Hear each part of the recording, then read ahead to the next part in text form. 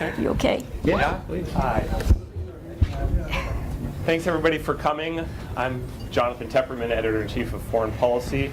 We're thrilled to have you all here this morning for the launch of the new World Trade Center Association Trade and Investment Report, Global Connections and Local Growth. And yes, despite the events in Canada this weekend, there still is global trade, and things like the World Trade Center Association are making sure that that continues.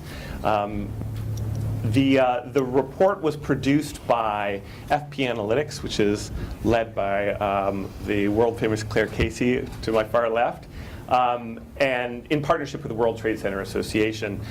This event is being webcast with a live feed on YouTube, so we encourage you all to send in your comments and questions, to tweet and retweet throughout. And we expect this to be a very lively and informative conversation, and I'm going to be relying on all of you, as well as all of you, to make sure that that happens. Let me give you a brief overview of how things are going to work.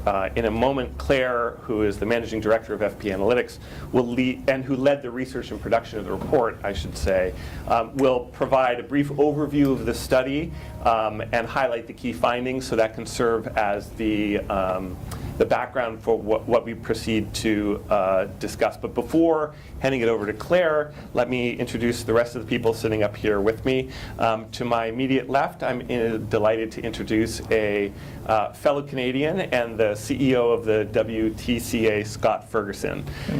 Scott has over 30 years experience working in international business and has received recognition in Canada and internationally for his work in innovation and developing organizations. Let me turn the page so I make sure I don't get this wrong. And his position at the top of the WTCA gives him a panoramic view of exactly what the organization is doing all around the world. Next, we have Blair Ruble, who's a distinguished fellow at the Wilson Center. Blair has perhaps the most idiosyncratic background of any of us up here. He started working in Soviet studies out of grad school, and then has migrated to focusing on cities and the arts as well, working on migration, innovation, culture, and many more topics as well. Finally, on Blair's left is Linda Conlin. Even though she just told me how to pronounce her maiden name in the middle, I'm not even going to try. She's the president of the WTC of Greater Philadelphia, where she and her team provide a portfolio of international trade services and global connections to help the region's companies succeed in global markets and expand the economy. Linda also has a very rich and diverse background, most of it focused on international trade and finance and public policy, but in different areas and for different agencies. She was on the board of directors of the U.S. Export-Import Bank. Before that, she was an Assistant Secretary of Commerce working on trade development. She's also worked at the State Department and at other very interesting places. So that's who we have lined up for you. But before they start talking, Claire, why don't you give us an overview? So thanks, Jonathan, and thanks everyone for coming and everyone who's tuning into the webcast. I thought I would start by just giving a little bit of background on why we at FP were excited to do this report with the World Trade Center Association. Can we do the first slide? When we were looking at what is already a pretty active discourse around how cities can lead, we were thinking about where we could add some real value. And the resource that we saw was this really unique global network of local businesses. So the World Trade Center Association has 315 cities represented by its member organizations in 86 countries. They represent 1 billion people in total and 35% of global GDP. So it really is this massive organization. The cities are small and large. They're in industrialized countries and developing countries. What they have in common is that all of the members are actively thinking about how to connect their local business community and local economy into the global economy more effectively. So we thought that was a tremendous resource to be able to tap. So what we've done for this report is combine in-depth interviews with more than 30 members from around the world with polling of members and then some original data analysis looking at the factors that are associated with competitiveness and improved economic outcomes at the local level by connecting into the global economy. So if we can go to the next slide.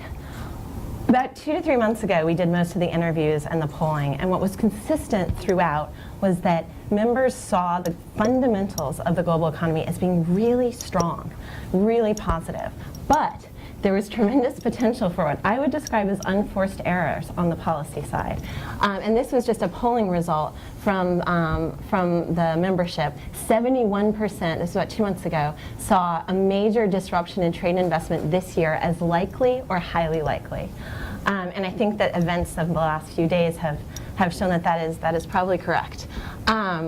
Going forward, we still have to think about, even within a difficult macro picture, how can cities compete? How can they position themselves to generate growth and prosperity for their citizens?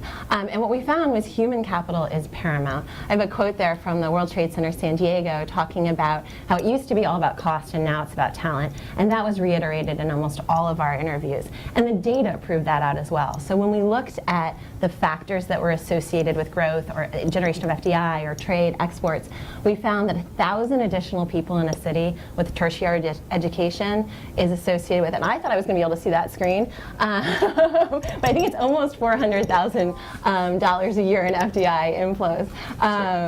And then it's not just about that human capital and the university system and what you're developing locally, even though that's so important.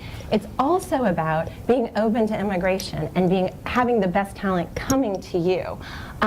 We looked at foreign-born residents as a share of the total population, and we found that was closely correlated with positive economic outcomes. The one I have here, although there are several in the report, I'm talking about the share of the population, but here we have 1,000 additional foreign-born residents in your city is associated with more than 1 million in annual FDI inflows additional and 30 million in additional exports. So the cities that have diverse populations are more connected into the global economy and generating better outcomes.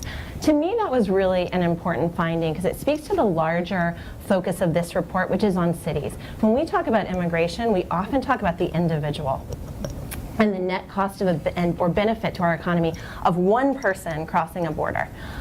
So do they pay in taxes? What services do they take away from us? But that's not how we function as economies or societies. And it's part of an ecosystem. And so this finding that welcoming workers into our cities has a positive economic impact was very, very interesting to me in terms of contributing to that debate. Can we move forward? We also found that connective infrastructure was extremely important. If you look at cities with below average internet penetration, which is about, the data folks can correct me, I think it's about 53% of connected households. If you're below that, a 10 percentage point increase is associated in a boost in GDP per capita growth of 0.5 percentage point, which is actually fairly significant when you think about what we're growing at in most of our economies today. For every 10 percentage point increase in household mobile phone penetration, you see a boost in GDP growth by 0.2 percentage points. And an additional 1 million public transport passengers is associated with additional 500,000 in FDI inflows. So these are, we're not suggesting causality here, but the cities that have these stronger infrastructure ties are able to see better economic outcomes. Can we go forward? This was particularly interesting to me looking at airports. When we spoke, this data result came out after we'd done a lot of our interviews. And when I was speaking to World Trade Centers, particularly in landlocked cities, they were constantly describing their airports as their ports. And that was how they were connecting into the world. And issues of even having direct flights internationally was a major factor in whether or not a company would want to do their US or Chile or France headquarters in that city. We found that for every 1,000 people transiting through an airport, you see a $30,000 increase in FDI inflows, $1 million almost in exports, and 7.3 million in GDP. So can we go forward? That brings me to what we've been calling the network effect, which is what brings all of this together, which is how do you create both the global network, which WTCA represents, where you're connecting cities all around the world and business people all around the world together, with a really robust local network that builds an ecosystem that makes a city competitive and attractive.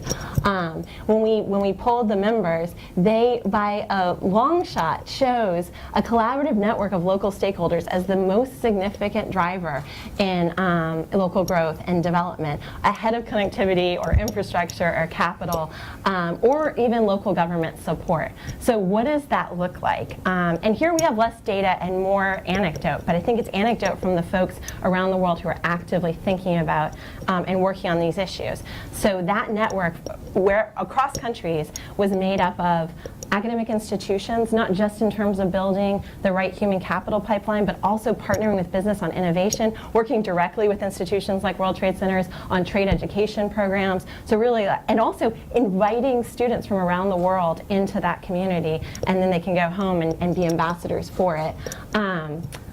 Civil society organizations like local chambers of commerce that are advocating for the business community, but also independent civil society organizations that help create stable policy environments for business and help facilitate development projects and building community support. Local government and regional government, and while I will say that the primary message I heard from members was first do no harm, they also have a vital role in supporting infrastructure, academic institutions, and having supportive and appropriate policy frameworks. And most important, I think, across the board was the business network. And that's where the World Trade Center Association members are often sort of sitting in the middle and facilitating these relationships. When we spoke to people, they talked a lot about what they do in terms of engaging with the global network, whether it's trade missions or global MOUs, which I think we're going to hear more about later this morning, finding issues of shared interest around the world where you can connect businesses together and develop potential deals, but also creating that network locally where you can tap in to the various players that are necessary to facilitate inward investment and also facilitating exports. And I think that there are some really interesting stories around both of those. One story that I found most compelling as we're thinking about trade issues, and Brexit is certainly front of mind for all the countries in the EU and the UK, I sat down with the head of the World Trade Center in Lille in northwest France, and she has established a business lounge for English business people to come over and consider Lille as their headquarters in Europe. Based on their access to Paris, Brussels, Amsterdam, and just having that physical space to be able to work, rest, and have a home base while you're considering that transition struck me as one of the innovative ways that these organizations can actually facilitate human-to-human connection, which is still the basis of business, even in this digital age. So I'm not going to continue. I'm going to turn it over to a broader discussion because we have the experts here who really know about how to do this right. But there are fabulous stories about businesses supporting businesses, learning circles where folks who are experienced in international trade can sort of mentor SMEs that don't have any experience. And that is our final slide, which is we noted that SMEs are really the driver of GDP growth and employment across, these are OECD economies, but it's true around the world. 50 to 60% of value add comes from SMEs, 70% of jobs, but they are the least engaged in the global economy. And so helping those organizations, whether it's mentorship or trade education, partner identification, market assessment, helping them take that next step into the global economy is one of the most important roles of organizations like this and where there's the greatest potential going forward, even in difficult economic climates. So.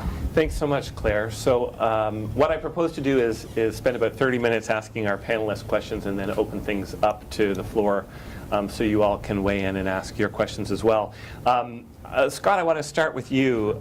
One of the headlines that Claire just highlighted was these very understandable concerns about trade disruption and political risk.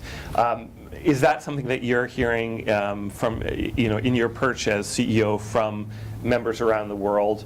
And how are people, WTCA's individual chapters, trying to manage and mitigate that risk? So, thank you. So, as Claire said, we researched through our members, and 71% of our members have indicated that they are not happy and are with the current state of disruption and expect some kind of disruption over the next year. Now, that doesn't mean, of course, that they stop doing business. The beauty of our association, quite frankly, is that we've got 300 members who in turn have members around the world in over 80 cities, and they're engaged in business on a daily basis. So what they try to do is understand what's happening. We did some conference calls, some very quick calls with our members to understand even the discussion on steel and aluminum tariffs and how that might affect their businesses. And within days, we had opinion from them, such as the Midwest, the U.S., which is a hotbed for craft brewing, and the fact that those craft brewers had recently transitioned to aluminum cans, and now all of a sudden this was going to have a significant disruption impact for them. Now, that was something that we got within days of having that discussion. Same thing with some of our European members on automobile import-exporting, and with our Canadian members, where the supply chain is so integrated across the border. There's a great deal of confusion over how that can affect their business and what could they do or not do to avoid any further disruption. So the thing from my end is that we explored that very quickly with our members and got an immediate response back, and then that enables us to start voicing that opinion, quite frankly.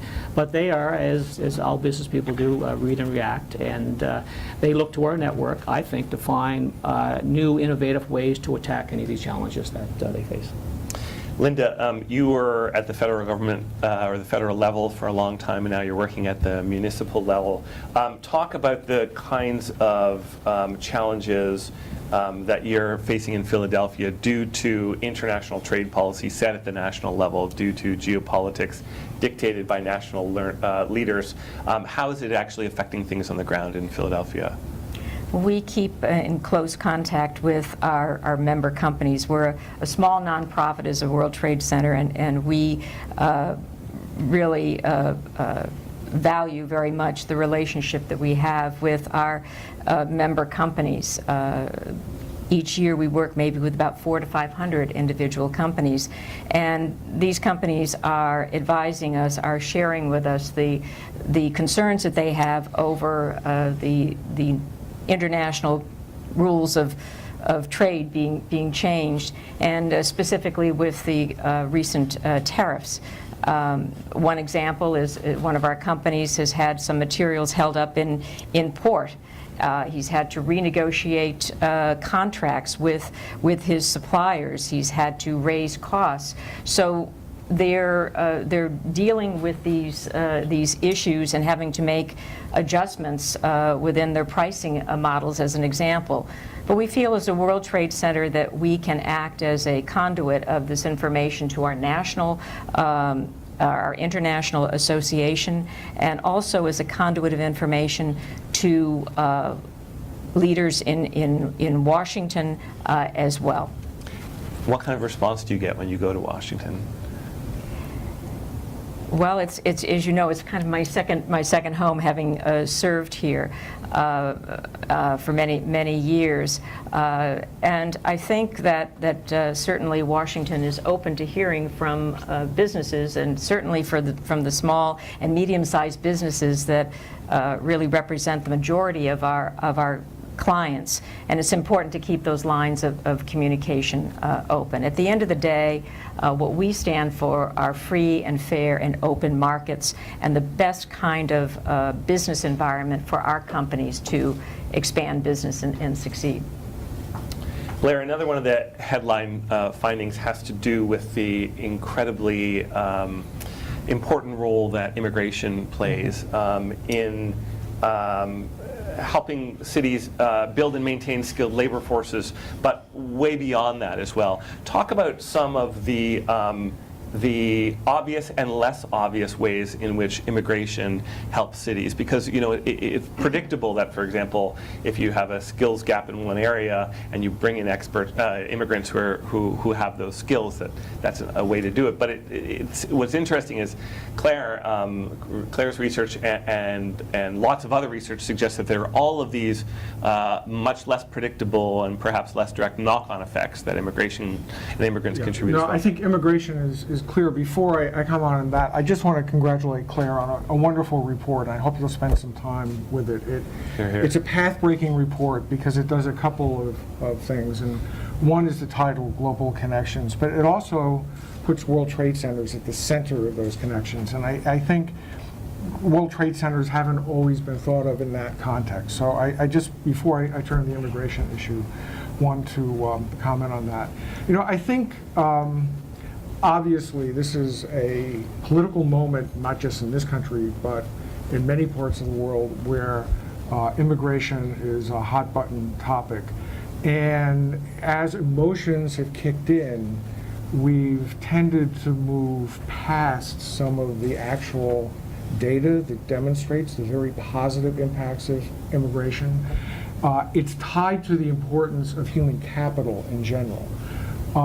And I think that there are examples where we can see the presence of immigrants and their integration through the cooperation, not just of the government, but of the private sector, adding new important vitality. And perhaps the best example of this is we think of Toronto as the ultimate immigrant city, and yet 50 years ago, Toronto's nickname was the American Belfast. And it was a terribly divided city, but there was a political consensus that came together that involved the business community. There was a need for labor, but it wasn't just getting labor there, it was empowering the labor to build their lives. Investment in education. And I think the enormous investment that a number of Ontario governments put in education in the 50s and 60s gave pathways into a more exciting future for the second generation immigrants. I think that's how we need to think about immigration. It's not just that, oh, there are people walking around who don't speak my language and don't look like me, what are they doing here? It's what are the benefits that come from having immigrants here? And the Toronto case is a very good example of, over a long period of time, a consensus, if you will, emerging among various political actors and the business community to be sure that the immigrants who are coming were integrated into Canadian society. And there are other examples too. A very surprising example I just mentioned, Yekaterinburg in Russia has had very severe labor shortages.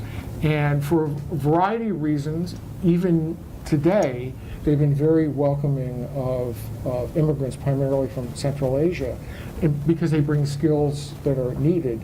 It usually, this last point, it usually takes a certain kind of political leadership. There, at a critical moment, the local governor was an ethnic German who remembered being taunted as a kid after World War II, and he didn't want that to happen to anybody else. And he was very active in changing the climate. So leadership enters in here too. Yeah, I mean, the interesting thing about the Canadian story, which I've written about, is that Canada didn't change in the mid-'60s because it was particularly virtuous. Right. It changed because it had to. And the reason that it had to is Canadian industry was booming, but Canada's preferred source for workers, which at the time was Europe, because up until the late 1950s, Canada had an explicitly racist immigration policy. Europe was no longer exporting workers because it was finally recovering from World War II. So Canada realized it had to open its doors more widely because there was no other way to get the bodies that it needed to staff its timber mills and its factories, et cetera. But then what Canada did was create an extremely intelligently designed new immigration system, which emphasized economic impact and throughout national origin, and also de-emphasized what is still the focus in the United States, which is family reunification, which is an appealing in some ways policy, but it's also somewhat irrational because it lets arbitrary factors like luck to shape your immigrant population. Linda, does Philadelphia face a big skills gap, and where, and what are you doing about it there? Actually, Philadelphia, for years, and this continues, has been known as a great source of growth in its educational institutions and in the life sciences sector. And we are seeing a wonderful collaboration with our universities and our business communities. In fact, if we look at the high-tech sector overall, it's responsible for 25% of overall job growth. So I think when we talk about the skills factor, we in Philadelphia have seen growth in the number of technology companies, growth in the number of startups, and a rich collaboration, as I say, with universities and businesses to really address and to really make sure that we're producing graduates who have the skills that are necessary for these growth sectors. In fact, an interesting fact is that there are over 100, I think 104 to be exact, colleges and universities in the greater Philadelphia area that produce annually some 90,000 degrees. And I think the most interesting fact is that there is a 66% retention rate. Now think of what that means for talent and retaining talent and growing talent. So I think on the skills side, I think Philadelphia and Greater Philadelphia has a wonderful resource of talent into the future, and to really serve leading growth sectors, for example, in the life sciences, biopharma, gene therapy is an example of sectors. I want to ask a couple of questions about the relationship between federal and local government, specifically about what happens when the federal government doesn't act, how cities can do things on their own. So we were talking about immigration and skills. Let's stick with that for a second. Immigration policy is set at the federal level, of course. So what can cities do in the absence of immigration reform to help, at the very least, attract more of the immigrants that are still coming into the country? And whichever of you wants to take that can. Well, I think this leads to one of the challenges that underlies the report.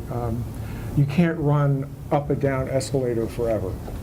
And since we've already put Toronto on the table, the federal policy set the conditions within which Ontario and Toronto officials could act. I think part of what cities can obviously try to engage communities. We see this happening in this country in a number of jurisdictions. It can promote business opportunities. It can try as much as possible to make sure that its residents feel safe and connected. But at the end of the day, on a policy like immigration, federal policy matters a lot. If I might interject there, because I will actually harken back to my first interview of many on this project, which was with the World Trade Center in St. Louis.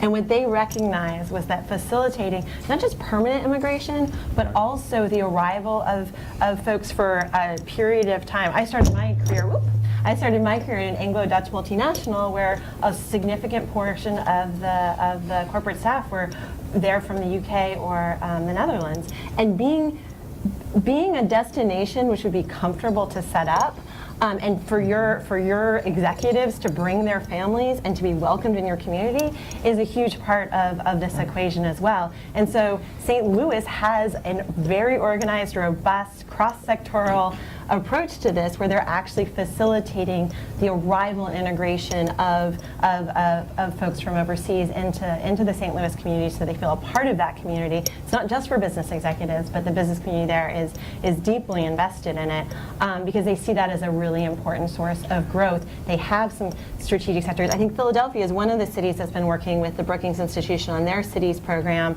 St. Louis is another one, and recognizing that they have certain strategic industries that everyone in the world should want to be there. They should want to be in this hub of innovation. But how can you create the conditions that actually make that attractive for them? And it's less tax breaks, I think, and more, what does this community look like? Is it a pleasant place to live?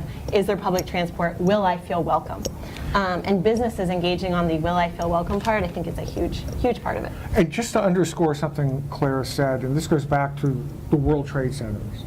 World Trade Centers aren't just looking outward, they're looking in their communities. And they are very well placed to bring together, make the kinds of connections that, local connections as well as global connections that can lead to these kinds of policy.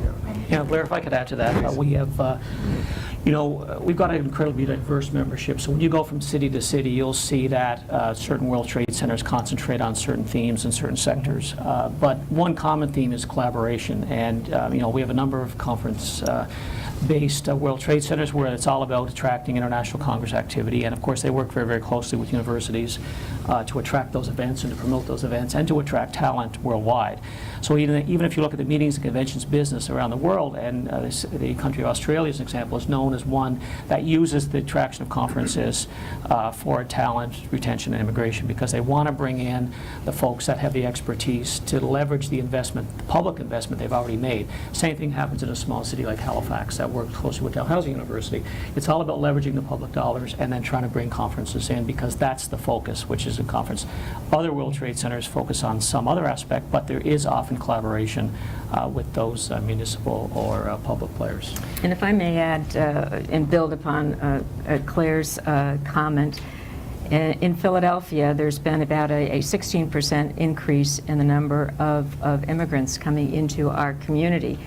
And we have a rich and vibrant immigrant community, entrepreneurial community within Philadelphia. And because of that, we have an organization called the Welcoming Center for New Pennsylvanians in Philadelphia, and they are charged with exactly that, making our immigrant community feel welcome, integrating them into the community, into the city.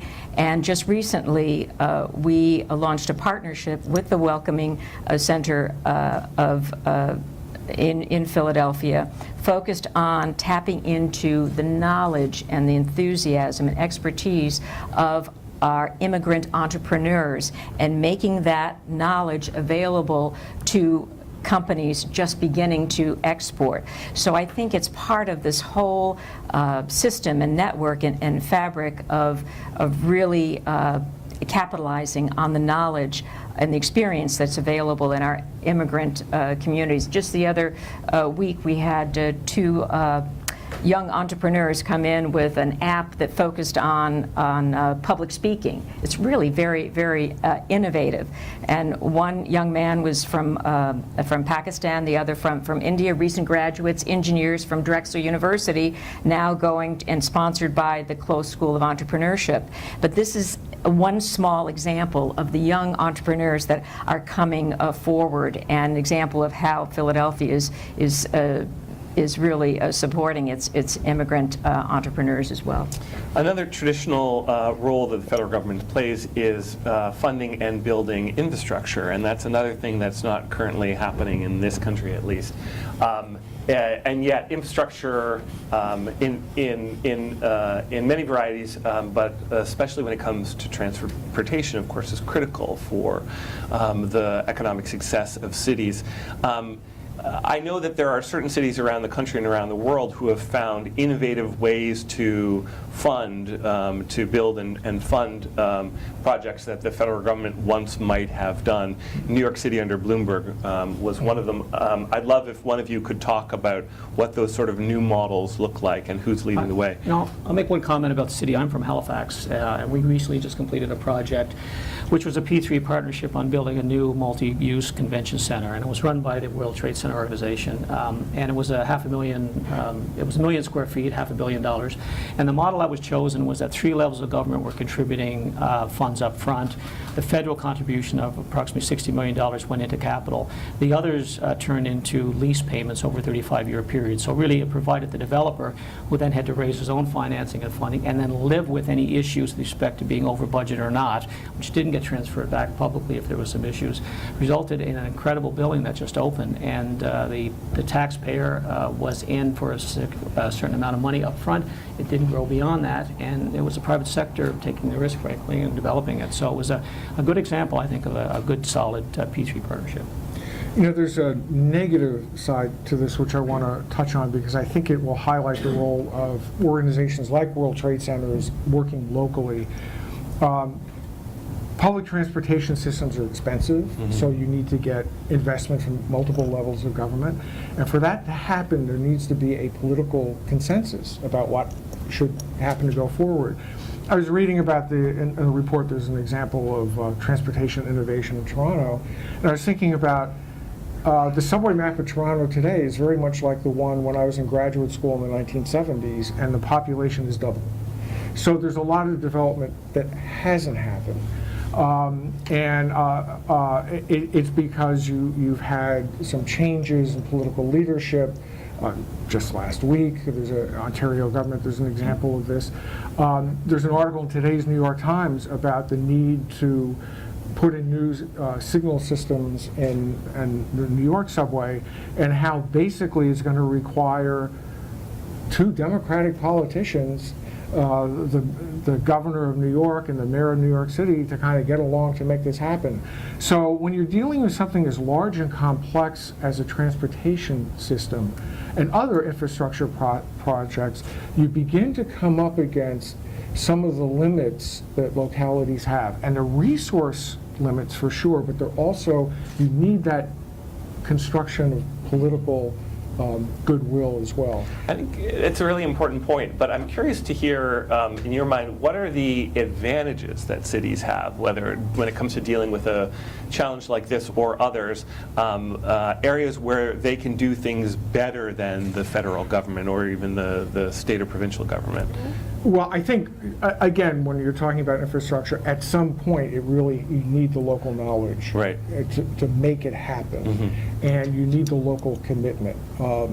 There may be federal grants coming in, but at the end of the day, what's getting built and how it's getting built and where it's getting built depends very much on local or regional. But even on broader issues, I can imagine there are a variety of advantages of trying to do things at the local level. Education would be another area, which in the U.S. is largely local, but in other countries is not.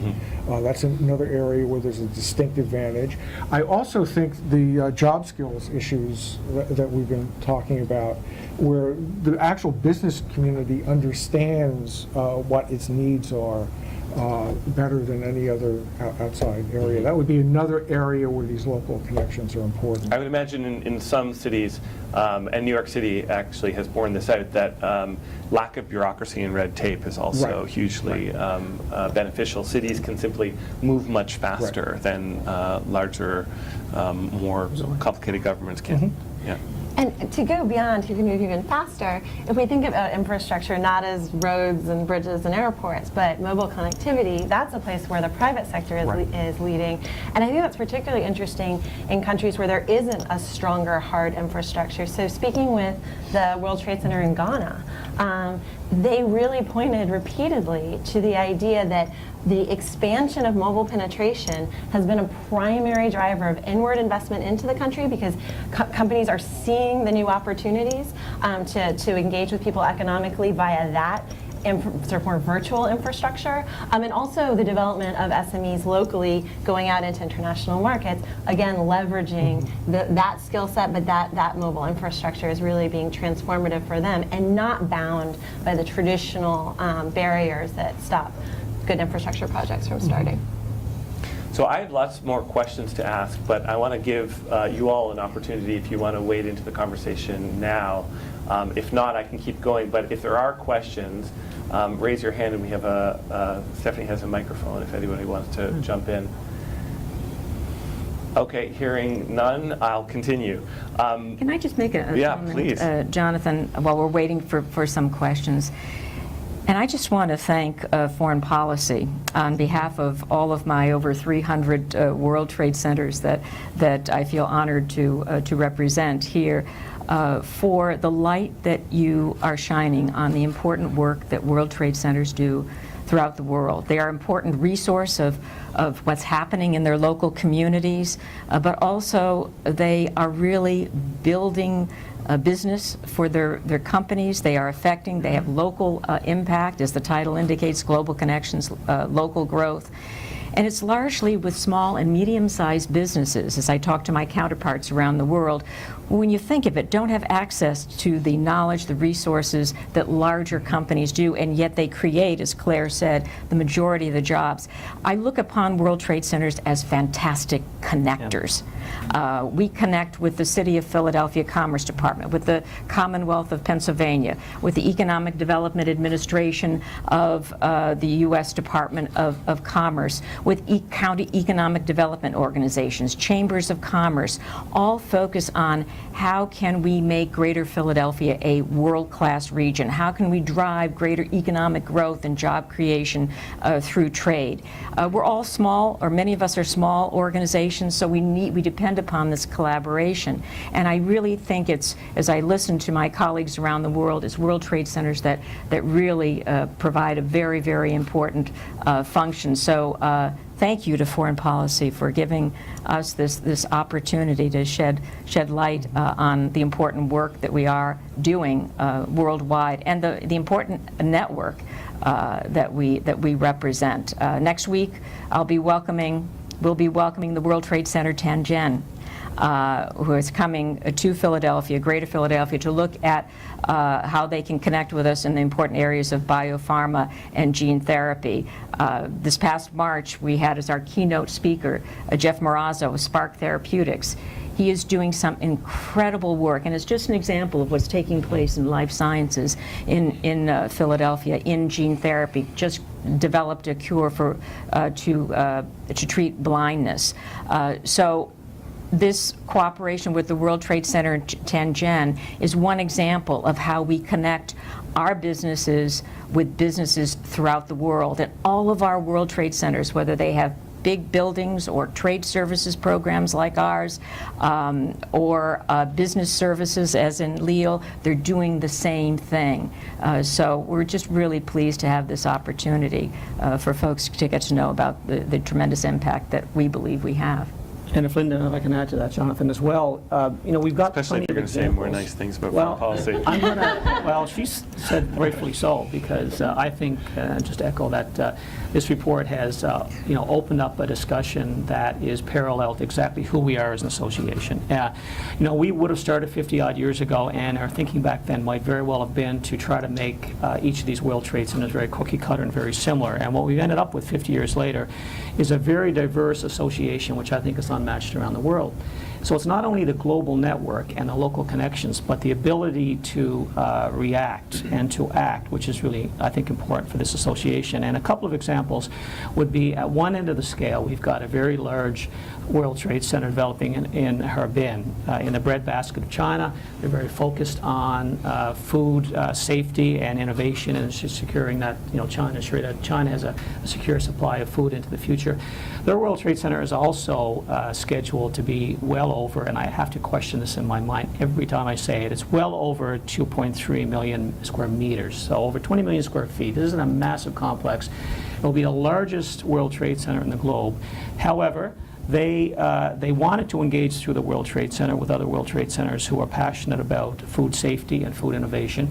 And just as a result, at our last GA, we signed an MOU. Initially started with 12 World Trade Centers. It grew to 40 World Trade Centers. It included Accra, included Riyadh, it included Saskatoon, included cities from all around the world that are focused on agriculture. So now you've got this massive World Trade Center complex and small members and medium members all engaging. So we formalized that into what we're calling a member advisory council. And that group communicates on a monthly basis, and they're exchanging ideas. On the other side of it, we've got another member in Trieste in northeastern Italy, and they are very involved with SMEs, and they are constantly hosting and sending trade missions around the globe, food, wine, other areas. So they're very active. Andy Garwood is our board member, is also head of that World Trade Center. But they also work with the Samar shipping line, which is a massive shipping line, and they also partner with science parks. So what came from that is some research that we've done to discover that we've got over 80 World Trade Center cities around the globe that have active science parks part of that association. So we recently just signed an MOU amongst that group to do the exact same thing, which is to explore how we can leverage and connect and overlay World Trade Center activity with the science park and innovation activity. So for me, that's the biggest thing. It's not only the diversity of our members and how quickly they connect and how connected they are at the global level, but the fact that they've got these local relationships, they can move very, very quickly on some of these issues. I want to underscore one point because it's come up several times, and it goes back to the very beginning where Claire talked about the investment in human capital. You were just talking about science parks. Philadelphia is an ideal model for what I want to say.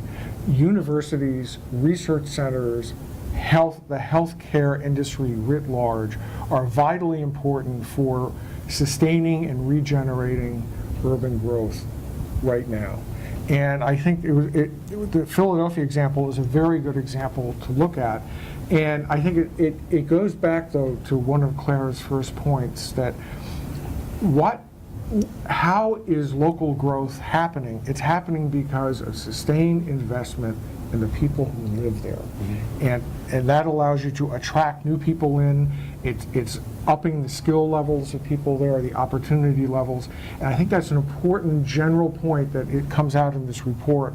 And you've just heard both of my fellow panelists touch on it. So I just wanted to be sure to emphasize. In fact, interesting point to your point, Blair, is that I spoke about Jeff Marazzo of Spark Therapeutics. He got his start supported by the Children's Hospital of Philadelphia and the University of Pennsylvania, they're supporting an incubator for him. And so that's how he got his start, and that it helped to launch Spark Therapeutics. So that's that wonderful collaboration between universities, research, developed there, and the business community and large institutions like CHOP. But I also want to underscore the importance of small and medium-sized businesses. I owned and operated a small business with my father many years ago before my career in government. It's probably, I learned the best life and business lessons of my entire life. So I have a great and enormous respect for small businesses. And they are really the majority of the clients or the companies that we serve. Last year alone, companies with whom we work generated about $143 million in documented additional exports. If we looked over the lifetime of our own organization, which is we're about 16 years of age, that number grows to over $1.6 billion. Just from the growth of those small businesses. And that supports thousands of jobs in the region. So when you talk about local growth or local impact, that's what I'm talking about. Well, let's explore this a little bit more, because the report highlights that as important, as critical as SMEs are, they often struggle to go global, for example. Why is that? What are the barriers that they face? And how can cities and organizations like WTCA help them overcome that? I mean, I'll throw a comment to start. Just I know from my own experience in Halifax, there was always a challenge because the stats that we have, of course, show that SMEs contribute well over 50% of either jobs or GDP development. But if you look at the percentage that are actually exporting, Internationally, it's down to approximately 10%. So there absolutely is a gap there, and our experience it really has been around, it's about information and training and confidence. And I think there's a role for the World Trade Centers because we are so connected at the grassroots level within those communities that a number of them now put on regular training programs that are focused towards training on import and exporting and how you go about that, and also partnering with universities. So I think what we can do is we're already operating at the grassroots level. Our members are those SMEs. We need to make sure that we're spending time with them in each city to understand what their needs are and then provide them some support. It was interesting, Greater Philadelphia participated in the Global Cities Initiative of the Brookings Institution and J.P. Morgan Chase. We were one of over 28 metros participating in looking at our export economy. It's a $32 billion export economy, which is sizable, but there's tremendous room for growth.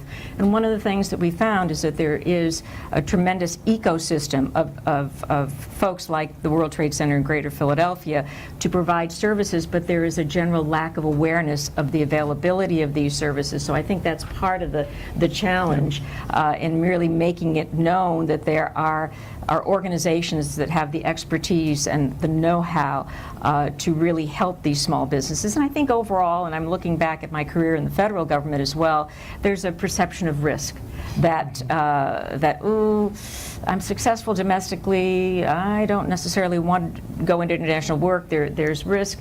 But we're here to share with small businesses that there are ways to anticipate that, to reduce risk, and to help support your success in global markets. And for that reason, to your point, Scott, we conduct educational seminars and global business conferences to provide that kind of information that is helpful to them. And Linda, two World Trade Centers in particular, many of our World Trade Centers have trade education programs that they're running either singularly or in partnership. And our World Trade Center in Taiwan, as well in Santiago, both operate very, very extensive programs where they are graduating thousands of students every year in and around this space.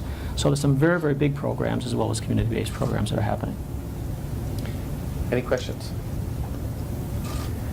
Claire, what else do you want to call out from the report that you Well, think actually, I just wanted to pick up on this point because one of the things I thought was most interesting, and when I first heard about it in an interview, I assumed that would be the one time, and it turned out a number of the different organizations that I spoke with were doing this, which was, I mentioned it a bit before, the idea of a learning circle, where you're connecting executives within a city, within a community, some who have extensive experience trading and investing internationally, and some who have none. We talked a bit in our interviews and in the report about accidental exporters, people who did not intend or have a sort of going to market strategy to leaving the U.S. or their home country, whatever it might be, for the first time, and that can actually be a negative experience that turns them off of global trade and global investment going forward. And so having actually export strategies, talking to folks who are successful and operating internationally, being able to casually work through issues with a peer network was one of the more interesting to me ideas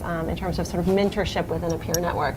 And it's a lot sometimes easier to talk over your problem with someone who's engaging with it than just sitting and sort of taking in information and training. That's an important point, Claire, that you make. We have a program at the World Trade Center of Greater Philadelphia. It's our China Club.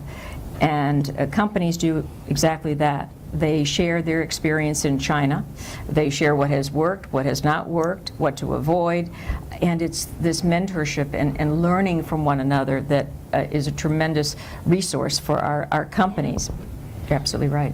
And if there's one other thing I wanted to highlight was also the role in not just focusing on SMEs, but also sort of underserved communities within our cities. Mm-hmm. So it was speaking with one of the World Trade Centers in India where they focused on women entrepreneurs and how to empower and train women entrepreneurs to enter global marketplace and making that a focus. And I think New Orleans in the U.S.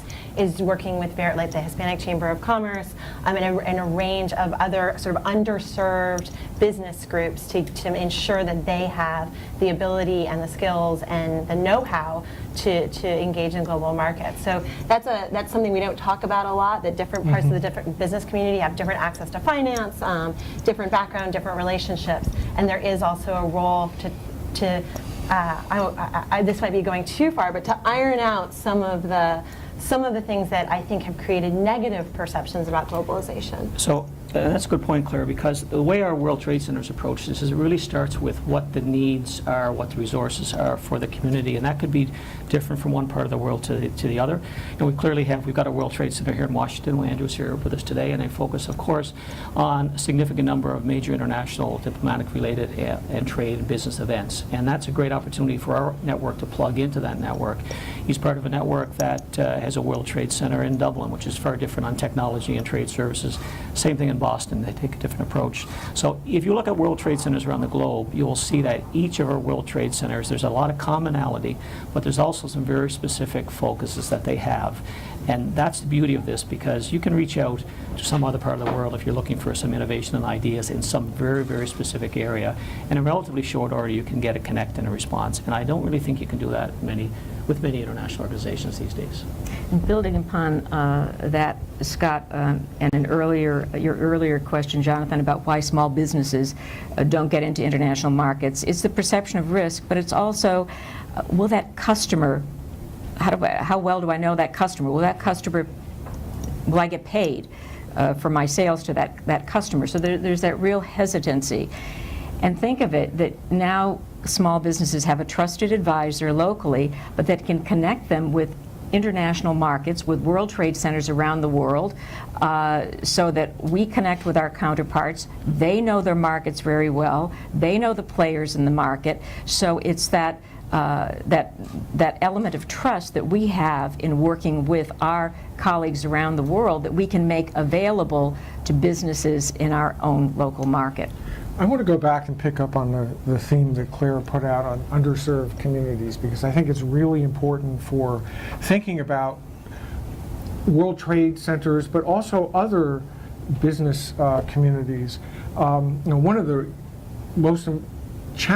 largest challenges cities everywhere in the world are facing right now is the growth of inequality. And with an issue like inequality, affordable housing is another one of these issues. You can think of it locally, but when the same local problems pop up globally, there's something structural that's going on. And this is one of those issues, again, that's larger than any group represented by World Trade Centers or anybody in this room is going to solve on its own, but it is another vehicle for engaging with the issue. And I think the focus of some of the World Trade Centers on serving underserved communities is really important, and it's an important dimension to sustainable local growth. And I just want to be sure that issue, I'm glad Claire reminded us it's in the report. It's an important part of the report. And broadly, populism being a global trend, one of the things we found, and it was across all the cities, statistically significant result, was that inward FDI actually is associated with workforce participation. So not employment per se, but a larger share of your population active in the workforce, which is a really interesting result to me in terms of the dynamism of a community and the desire to be part of the economy. We often talk about unemployment rates, but that doesn't capture all the folks who have left the workforce. So having a 1.5% higher workforce participation rate as a share of your population, for someone correct me here, $1 billion in FDI, is really kind of a significant and interesting issue when we think about how to reframe trade, reframe globalization, and ensure that everyone is benefiting and can see those benefits. Yeah. Claire, can I add just one last comment? But it is shocking when you look at the contribution that SMEs play in relation to the percentage that are actually importing or exporting. Now, one of the things that we've tried to do with our association is during our GA every year, we had our annual General Assembly in Leeuwarden, the Northern Netherlands, just this spring, is that it's not just built for members. The way the system was built is we had over 500 delegates, a third of which would have been World Trade Centers, a third of which would have been visiting SMEs, SMEs in the form of business delegations from Africa and from the United States and Canada and other parts of the world. And the other third was really based on local companies. And they focused on themes: water management, health, food, agriculture, and because they're experts in that space. And so in addition to our conference, we had 4 or 5 day interchange and activity amongst those businesses that never would have normally met face to face. So really, we often talk about our network. It's great that we talk about our members and what they're doing, but it's the members of members that we're always trying to get at. And I think the members of members are these SMEs, and we're always looking for tools to introduce those, because as we all know, you connect two people face to face. If they got anything at all to talk about, then you've got an opportunity. We're almost out of time, but we have a quick question for you. Yeah, hi, I'm Jeff Soul with the American Planning Association. So you've hinted at a lot of the things that urban planners do, and I want to call that out as a resource, because obviously if you want to get connected to infrastructure or neighborhoods or issues of equity, our members are out there, and hope that you're talking to them and looking at that. But the question I have is this issue of quality of life. I want you to directly talk about culture, arts, and all those kind of intangible aspects, because you've sort of hinted at it, but I'd like to raise that issue directly, because you talk about how to attract talent. And I know most of you know Richard Florida years ago coined the phrase, creative class, and that's what was driving growth in cities. So I'd like to hear your views on that. Blair, you want to speak to that? There's a really, really interesting brand new book out by an author named Patrick Kabanda, and it's called The Creative Wealth of Nations. And he is a really interesting character. He's from Uganda. He is a Juilliard-trained organist, and he worked as an economist at the World Bank. And his point is, we fundamentally devalue the importance of creativity when we think about wealth. And the question he's trying to solve is, why is it that countries that are thought of as being underdeveloped often have incredibly sophisticated and rich cultures? And he then begins to talk about how economists need to engage. The creation of beauty is a fundamental aspect of human existence. And it's important not just because it creates jobs, or there's a nice park that somebody coming into the city may want to hang out in. It sustains identity. It creates pathways that open up opportunities for people to engage one another. And I think these quality of life issues often get overlooked, but they're and I think Patrick argues this in the book, they're often the factors that actually elevate the opportunities for growth in other areas. So I'm really glad, Jeff, you raised that. And just to echo that, in speaking, the person who most empathized this to me was World Trade Center Gibraltar. That their primary focus is how do they work with the local community to make it an attractive destination for people to want to come live and work. Yep. And how do they create those resources, whether it's in the arts or sports or what have you, that make it an attractive destination. And that's his real sort of singular focus, because that's how you actually draw people to make it an attractive place to do business. And Claire, you can build such a city for sure, right? But I mean, if you're relying on promotion, social media, other means to kind of promote that's tough to do. So at some point you need to get your customer into the city to experience it firsthand. And it's no, it's been going on for 1,000 years. You want to sell a car, you test drive it. You want to sell a product, you sample it. I mean, you have to get people into your city to test it. And whether or not they want to send their kids to school there, they want to retire there, they want to invest, they want to come on vacation, they want to come back, any number of things can flow from that. So of course, business, B2B, trade missions, conferences, conventions, all the things that many of our members do really focus on that. You got to get people to sample your city. And I just want to add, in the case of Philadelphia, and thank you for raising this issue and this question. Anyone that's familiar with the city of Philadelphia over the past 10, 15 years more have seen literally a transformation where there's now a very vibrant arts and cultural life and community and diverse diversity of cuisine and restaurants. And that is, I think, directly tied to our ability to attract talent, and why we're seeing such a surge in the millennial community. Yes, they're together with like-minded individuals and they feel supported, but they also know that they have access to affordable living, but also this quality of life. So very, very important to attracting investment. One last question at the back. Hi there, yeah. Hi there. Monitoring our social media back here. I just want to get one of our online viewers the Great. question, which is quite simple. Do you plan where to put World Trade Centers? I will say, we are always on the lookout. We have an incredible network. Many of our leads in World Trade Centers come from within the existing system, because our cities, our World Trade Centers are very, very proud. They're very excited with what we're doing, and often we will get referrals from other parts of the world, but through World Trade Centers. We've got a very, very healthy funnel of cities that want to become World Trade Centers. And I should add, it is a rather lengthy, there's an application process, there's a lot of detail we need to get on understanding what your development is going to look like. We're looking for a physical presence. We want to understand what the priorities are of that community, how you're going to engage. There's a lot of detail that we need, so that process takes a long time. We'll add anywhere from 15 to 20 members a year. So we've got a very healthy interest around the globe on World Trade Centers, and as often you get most of your customers from your already satisfied customers. Well, on that note, I think we're out of time, so we would need to stop. I just want to thank you all for coming. I want to encourage you to download the report, which really is superb.